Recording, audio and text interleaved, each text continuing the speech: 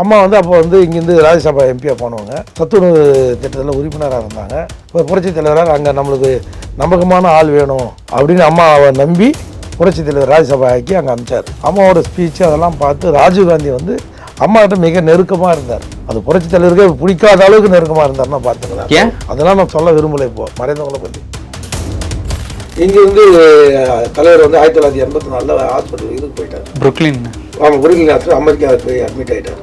அப்போ இவர் ராஜீவ்காந்தி இதுக்கோசமே போறாரு, ஒரு டூர் செட் பண்ணிட்டு அமெரிக்கா ஹாஸ்பிட்டலில் தலைவரை பார்க்குறாரு. தலைவர்கிட்ட என்ன சொல்கிறேன், உங்களால் தான் முடியலையே, நீங்கள் ரெஸ்ட் எடுத்துங்க, ஆட்சி அதிகாரத்தை வந்து ஜெயலலிதா கிட்ட கொடுங்க அவர்கிட்டே சொல்கிறாரு தலைவர்கிட்டயே. அப்போ அவங்களுக்குள்ள எவ்வளோ நெருக்கு இருந்தால் அவர் அப்படி பண்ணியிருப்பாரு. வந்து ஒரு ஸ்டேஜில் வந்து லெட்டர் எழுதியிருக்காங்க. யாருக்கு? ஜெயலலிதா அம்மா. எம்ஜிஆருக்கு இல்லை, ராஜீவ்காந்திக்கு. உங்களை தலைவராக நான் ஏற்றுக்கணும், எனக்கு நீங்கள் தான் எல்லாமேன்னு சொல்லி இதெல்லாம் தலைவருக்கு அடிச்சிச்சு அந்த லெட்டர்லாம்.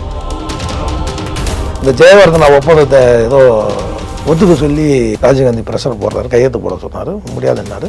அப்போ கன் வச்சாங்க எங்கள் அசோகா ஹோட்டல். யார் மேலே? எல்டிடி பிரபாகரன் மேலே. யார்? போலீஸ் ஆஃபீஸரை வச்சு, மிலிட்ரி வச்சு கன் வச்சு கையெழுத்து போடணும். கன் மொழியில் அவரை மிரட்டப்பட்டார். அது கூட இந்த தகவல் பண்ணிவிட்டாரு. யாருக்கு சொல்லிட்டார்? ஹாட்லைனில் தலைவருக்கு சொல்லிட்டார். எம்ஜிஆரோட கோவத்தை நீங்கள் அன்றைக்கி தான் பார்க்கணும். இது வரைக்கும் அப்படி அவர் கோவப்பட்டதே இல்லை ராஜீவ்காந்திகிட்ட. அதுக்குள்ளே இங்கேருந்து போலீஸ் ஆஃபீஸர், உளவுத்துறை ரிப்போர்ட்டர், ஒவ்வொரு காங்கிரஸ் தலைவரோட வீட்டுக்கு அனுப்பிச்சார். தமிழ்நாட்டில் ஒரு காங்கிரஸ்காரங்க கூட உயிரோட இருக்க மாட்டானார். பிரபாகரன் ஒருத்தன் நீங்கள் சாவடிச்சிங்கன்னா இங்கே ஒருத்தன் கூட அடுத்த 5 நிமிஷம்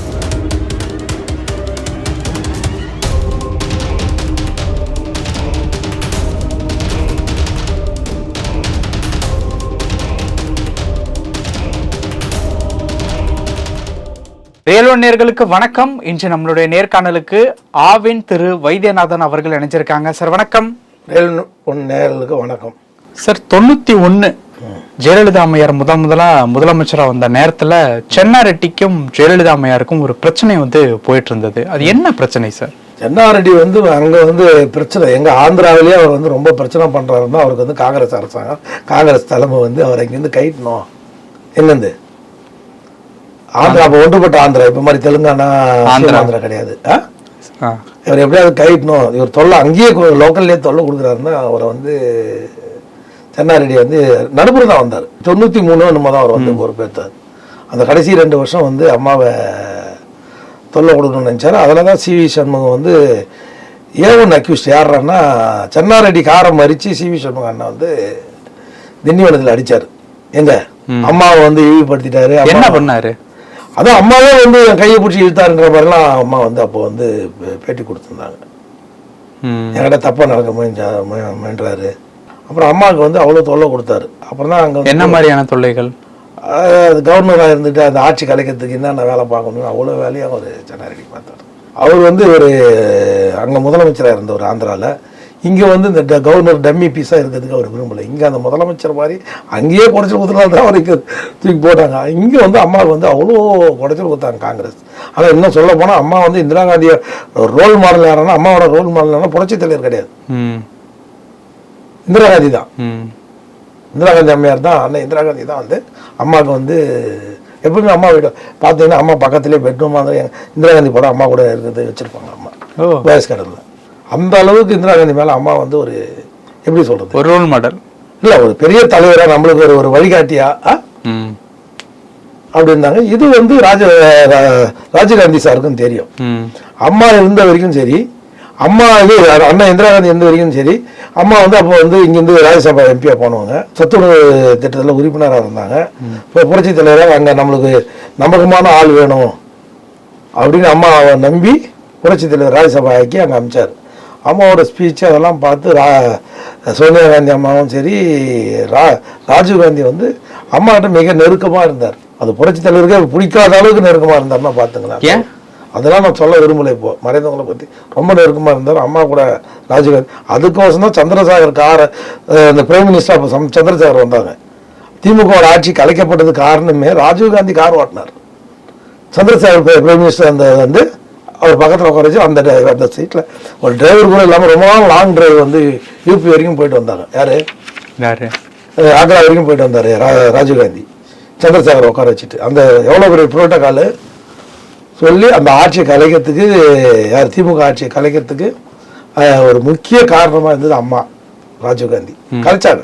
இப்போ அதாவது அப்போ வந்து கவர்னர் யாருன்னா சுர்ஜித் சிங் பர்னாலா. அவரோட ஒப்புதல் இல்லாமயே ஒரு ஆட்சியை கலைக்க முடியுன்றதுக்கு பண்ணது சந்திரசேகர கவர்மெண்ட்ல. சுப்பிரமணிய சாமி அப்போ வந்து மினிஸ்டரா இருந்தாரு. நான் சொல்றது வந்து 89 91 அந்த திமுகவோட ஆட்சி வந்து 5 வருஷம் நிறைவு பண்ணல.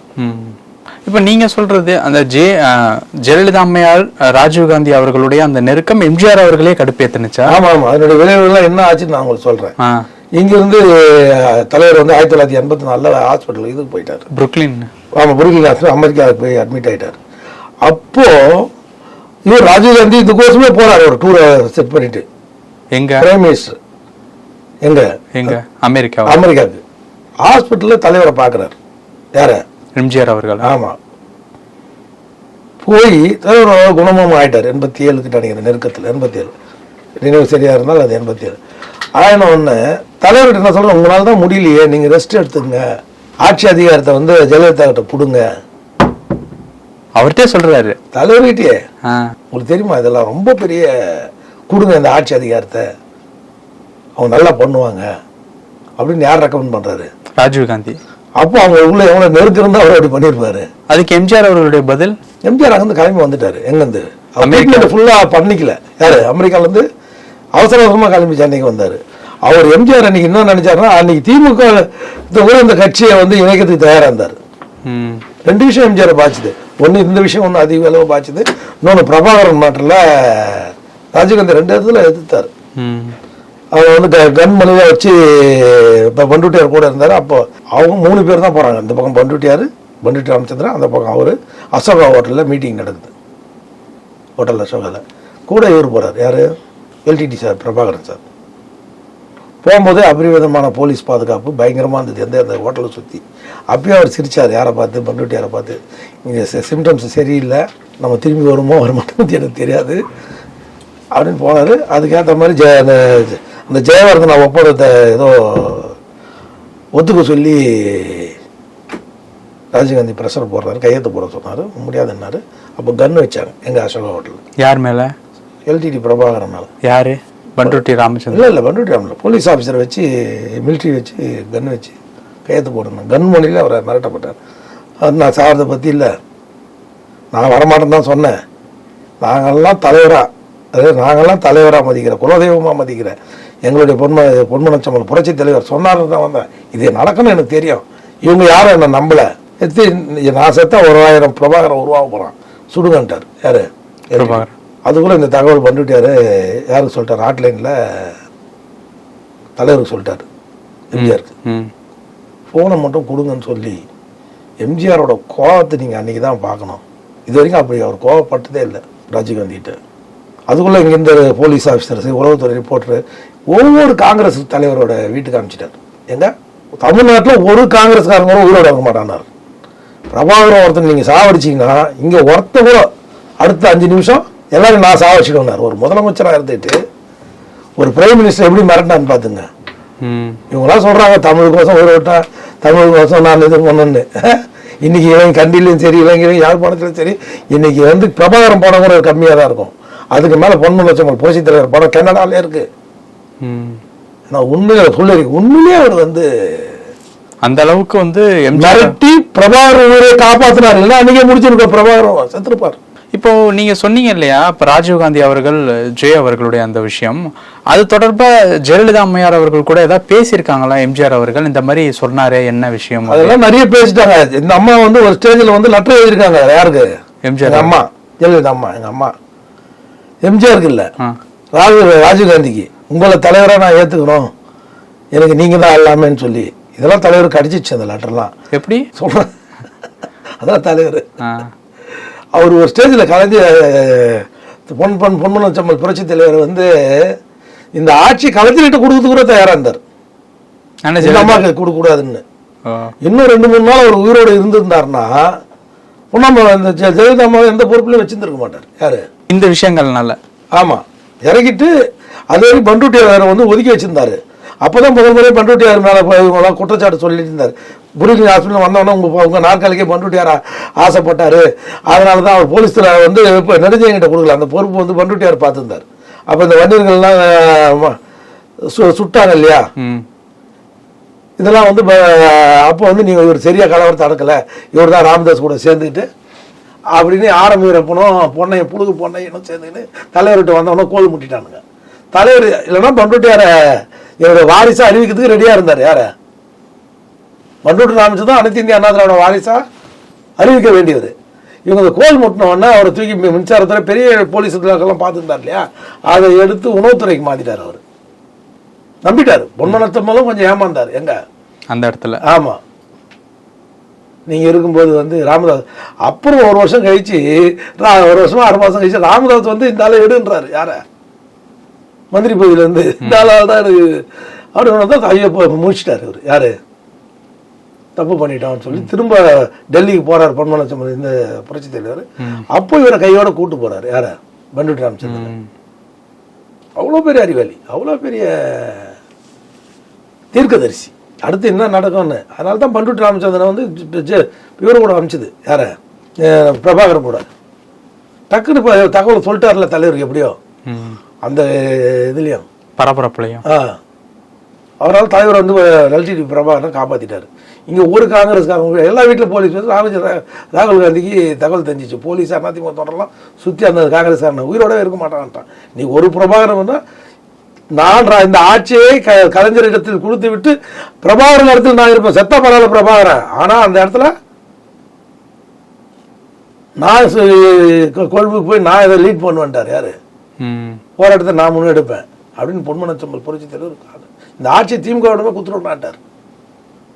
எனக்கு ஒன்றும் பெரிய பதவி அப்படி கிடையாது. இப்போ சொல்கிறாங்க அண்ணா திமுகவும் இணைய பொன்மனச்சம்பல் பிஜி பட்நாயக்கு ஒரு வாட்டி பேசும்போதும் ரெடி ஆகிட்டார் குடும்பத்துக்கு.